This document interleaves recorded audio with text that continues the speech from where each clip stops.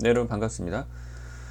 오늘은 진리값에 대해서 보겠습니다. 간단한 진리표를 몇 개 보겠는데요. 그 진리가 뭐냐면 어떤 명제가 참이냐 거짓이냐 이걸 한번 따져본 것입니다.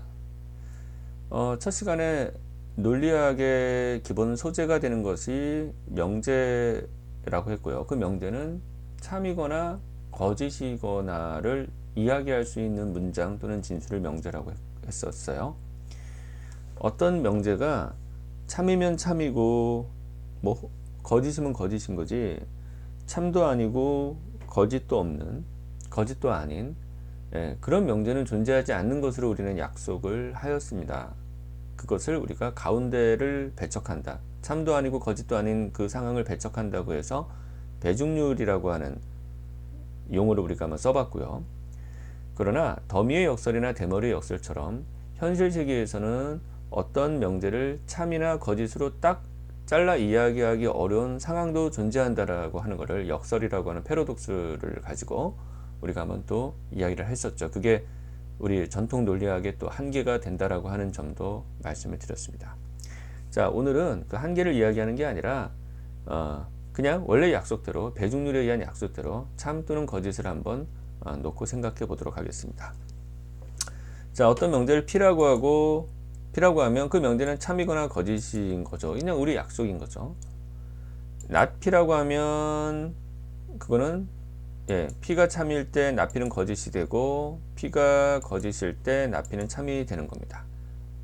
뭐 나는 공무원 시험에 합격하였다를 부정하면 합격하지 않았다 이렇게 not P를 만들어낼 수가 있겠죠. 연언이라고 하는 건 그리고예요. 그리고 또는 논리학에서는 그러나도 이 연언에 해당합니다. 그리고든 그러나든 앞의 문장과 뒤의 문장은 이게 순접이냐 역접이냐고 하는 그 흐름의 차이를 보여주는 거지 양상의 차이를 보여주는 거지 정보 두 개를 전해주는 거는 마찬가지거든요. 자, 그래서 P라고 하는 명제와 Q라고 하는 명제 두 개를 그리고 또는 그러나로 붙여버린 거예요. 연언이라고 하죠. P라고 하는 것과 Q라고 하는 것 둘 다 성립한다는 얘기입니다. 그러니까 이것이 둘 다 성립할 때만 참이 되고요. 이 둘 중에 하나라도 거짓이면 이 P and Q라고 하는 이 복합 명제 두 개가 붙었잖아요. 이 복합 명제는 다 거짓말이 됩니다. 둘 다 거짓말일 때도 거짓말이 되죠. 뭐 나는 공무원 시험에 합격하였다. 뭐 그리고 나는 수진이와 결혼하였다. 이렇게 한번 해보면 이게 둘 다 참일 때 이 전체가 참이 되는 거지 하나만 거짓이어도 이 전체는 거짓말이 된다라는 것입니다. 뭐 우리의 상식과 부합하는 그런 내용이 되겠습니다. 이거는 오화예요. 오화. 오화라고 하는 거는 혹은이잖아요. 자, 여기 보겠습니다. P 또는 Q라고 하는 말은 이 P랑 Q 둘 가운데 하나 혹은 둘 다를 의미하는 겁니다. 뭐 예를 들어 나는 오늘 점심때 짜장면을 먹고 싶어. 짜장면을 먹었. 나는 어제 이렇게 해보죠. 과거를 한번 해볼게요. 나 어제 저녁에 냉면을 먹었거나 불고기를 먹었다라고 하면 이 오화가 들어갔잖아요. 그러니까 냉면하고 불고기를 다 먹은 경우에도 뭐 그거는 맞는 거지만 둘 중에 하나만 먹었다 하더라도 그 진술은 참이 된다는 그런 의미입니다. 왜? 둘 중에 하나를 충족했으니까요. 그래서 이 경우는 죄송해요. 중요한 오타가 있었네요. 이 F죠. 네. 두 진술 다 거짓일 때만, 그러니까 냉면도 안 먹고 불고기도 안 먹었을 경우는 이 말은 거짓말이 되겠죠. 어제 나는 그 둘 다 안 먹은 거니까. 그러나 둘 중에 하나만 먹었거나 둘 다 먹었을 경우에는 이 복합 명제, 오화로 연결된 이 복합 명제는 참값을 가진다는 의미입니다. 이것도 뭐 한번 생각해 보면 그렇게 뭐 어려운 내용은 아닌 거죠. 여러분이 뭐 T, T, T, F, F, T, F, F 이거는 여러분 수학 시간에 경우의 수라고 하는 걸 배우죠. P와 Q가 가질 수 있는 모든 경우의 수를 다 나열한 겁니다. 이 뭐 2의 제곱승 해가지고 4가 된 거죠. 어차피 P는 배중률에 의해서 참 아니면 거짓만 갖게 되는 거고, Q도 그러하니까 그 모든 경우의 수는 4개밖에 안 나오는 겁니다. 이 두 명제를 갖고 우리가 생각해 볼 때는요. 그래서 이 표를 이렇게 만들어 본 거죠.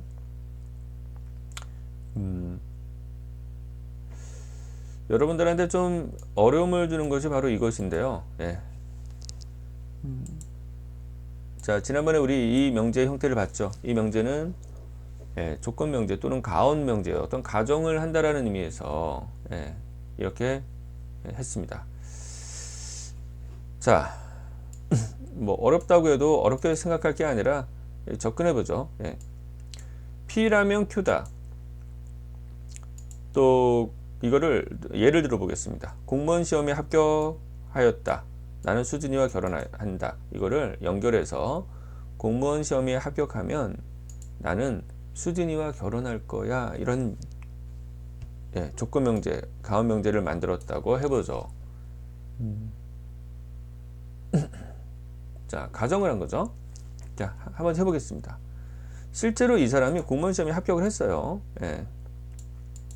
그리고 나중에 수진이랑 결혼을 했어요. 그러면 둘 다 참인 경우는 요 P라면 Q라고 하는 요 진술, 우리 이 진술, 이 명제 참이라고 할 수 있겠죠. 뭐 시험에도 합격했고 그렇게 결혼도 했으니까 누가 뭐래도 참이라고 우리가 받아들입니다. 근데 공무원 시험에 합격을 했는데 수진이가 나랑 결혼을 안 해줬어요. 나 시험에 합격하면 얘가 뭐 날 싫어하다가도 와서 너 좋아 이렇게 해줄 줄 알았는데 너 공무원 시험에 합격해도 난 너 싫어 해가지고 오히려 공무원 시험에 합격하지 않은 다른 사람하고 결혼했어요. 현실 세계에서 왕왕 있는 일들이죠. 그러니까 앞에는 참인데 뒤가 거짓말이 됐어요. 그럼 여러분이 이 전체 가언 명제는 참임인가 거짓입니까? 합격하면 결혼하기로 했는데 합격했는데 결혼 안 했으니까 거짓말이죠? 너무 당연히도 거짓말이 됩니다. 그래서 이것도 거짓이 됩니다. 자, 중요한 거는 가언 명제에서 어려움을 주는 거는 요 두 경우죠. 이 전건이 거짓말이 됐을 경우에요. 자, 공무원 시험에 합격하면 수진이랑 결혼하기로 했는데 공무원 시험에 합격을 못 했어요. 자, 어떻게 된 거죠? 가정이 이루어지지 않았어요. 자, 어떤 가정 하에 어떤 이야기를 하는 건데, 자, 다시 보세요. 어떤 가정 하에 뒤에 걸 얘기한 건데 가정에 도달하지 않았어요. 가정이 이루어지지 않았어요. 성립이 안 됐어요. 자, 이렇게 보는 겁니다. 그러면 가정 하에서 이걸 하기로 했는데 결혼하기로 했는데 합격을 안 했으면 그 가정 하에서는 합격을 안 한 상황 하에서는 결혼을 하든 안 하든 결혼을 하든 안 하든 나 몰라 이것입니다. 이 가정하에 이렇게 되면 참이고 이 가정하에 이렇게 안 되면 이 전체 진술은 거짓말이 되는 건데 애시당초 이 가정에 도달하지 못하면 이 뒤에의 가정이 도달하지 않은 상황에서의 그 뒤의 이야기는 뭐라고 이야기를 하더라도 잘 들어보세요. 뭐라고 이야기하더라도 이 전체 원래 주어졌던 이 전체 가언 명제의 참값과 거짓값은 알 수 없다는 것입니다. 그죠? 누구는 이런 얘기도 하더라고요. 자, 이게 이루어지지 않으면 자, 거짓말로부터는 아무것도 알 수 없다는 거예요. 자, 가정이 이루어지지 않은 상황 하에서는 그 상황, 가정이 이루어지지 않은 상황에서 펼쳐진 일들은 참인지 거짓인지 다 모른다는 것입니다. 다시 말해, 가정이 이루어지지 않았을 때는 이 조건 명제의 참값과 거짓말을 확정 지을 수가 없습니다. 자, 어떤 의미인지 아시겠죠? 다르게 표현해 볼까요? 가정이 이루어지지 않았을 때는 가정이 이루어지지 않은 상황에서의 이 조건 명제 또는 이 가언 명제는 거짓말이 아니라는 것입니다. 자, 더 나아가겠습니다. 우리는 배중률에 의해서 거짓말, 참도 아니고 거짓도 아닌 상황은 우리는 설정하지 않아요. 우리 약속입니다. 논리학에서의 고전 논리학에서의 약속이에요. 그러면 이 진술이 전건이 도달되지 않았을 때, 가정이 이루어지지 않았을 때 이 전체 조건 명제가 거짓말이 아니라는 얘기는, 다시 말해서 거짓말이 아니기 때문에 무슨 값을 가질 수밖에 없게 되죠. 예, 참값을 가질 수밖에 없습니다.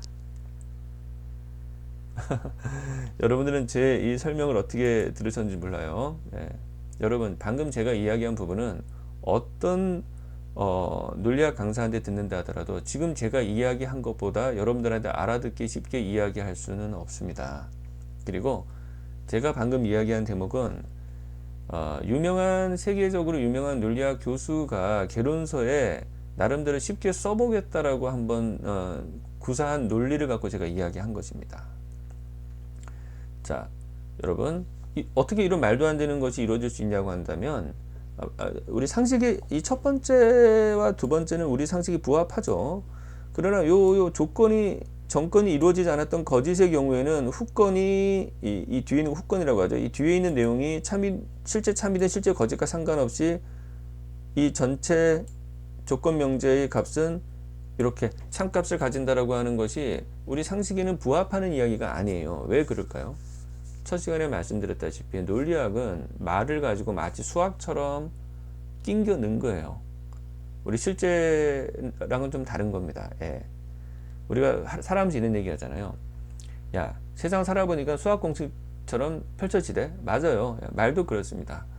예, 말을 수학 공식처럼 한번 해보려고 한 노력의 결과 나온 겁니다. 예. 배중률 한계가 있다고 말씀드렸죠. 더미의 역설, 대머리 역설처럼요. 그러나 배중률은 우리가 움직이지 않는 1 더하기 1은 2 이런 것과 같은 하나의 우리의 기호 논리학에서의 약속이에요. 참이면 참, 거짓이면 거짓이지. 만약 어떤 게 참이 아니라면 거짓인 거고, 어떤 것이 거짓말이 아니면 참이 되기로 한 겁니다. 이것이 우리가 논리학의 공리라고 해요. 공리라고 하는 것은 증명 없이 받아들이는 것입니다. 자, 그 공리 하에서 펼쳐지는 이야기이기 때문에, 다시 말하면 전건이 도달되지 않으면, 결혼했는지 안 했는지 어떤 상황이라 하더라도 이미 전건은 도달하지 않았기 때문에 이 전체 조건 명제, 가운 명제는 거짓말이 아니라는 거예요. 예. 거짓말이 아니니까 자동적으로 배중률에 의해서 참이 되는 것입니다. 다른 곳에서 설명하는 것도 여러분들이 한번 들어보실 수 있고요. 그러나 잘 이해가 되지 않으실 거고, 제가 다른 방식으로도 이해시켜 드릴 수 있는데, 그거는 훨씬 더 많은 시간이 필요로 하고, 지금 우리 교양 논리학에서 여러분들이 그런 호기심을 가지고 들을 필요는 없을 것 같습니다. 그래서 제가 여러 설명들 중에서 논리학 개론서에서 가장 쉽게 여러분들한테 접근될 수 있는 걸 가지고 한번 말씀을 드려보았습니다. 제가 마무리하면서 제가 작년 2019년도 국어 영역 수학 영역 시험 문제에서 출제된 거 제가 조카가 얘기했다라고 하는 거 제가 한번 찾아봤어요. 그래서 제가 한번 풀어봤습니다. 공교롭게도 제가 1강부터 오늘까지 강의한 내용을 한 10분씩 정도 됐었나요? 그걸 들으면 그 문제를 해결할 수 있는데, 그 문제 어렵긴 한데, 제가 느낄 때는 좀 문제 출제가 그런 거를 고등학생들한테 물어볼 필요가 있나 싶은데, 왜냐하면 학교 선생님도 잘 모를 이야기를 아이들한테 물어본다는 게 좀 이상하긴 한데, 여하튼 그 문제를 다음 시간에 한번 풀어보면서 여러분들이 뭐 수험생도 있을 수 있고요. 수험생이 더 많겠죠. 그러니까 이제 그분들한테 한번 도움이 되게끔 한번 해보도록 하겠습니다. 여기까지 하겠습니다. 감사합니다.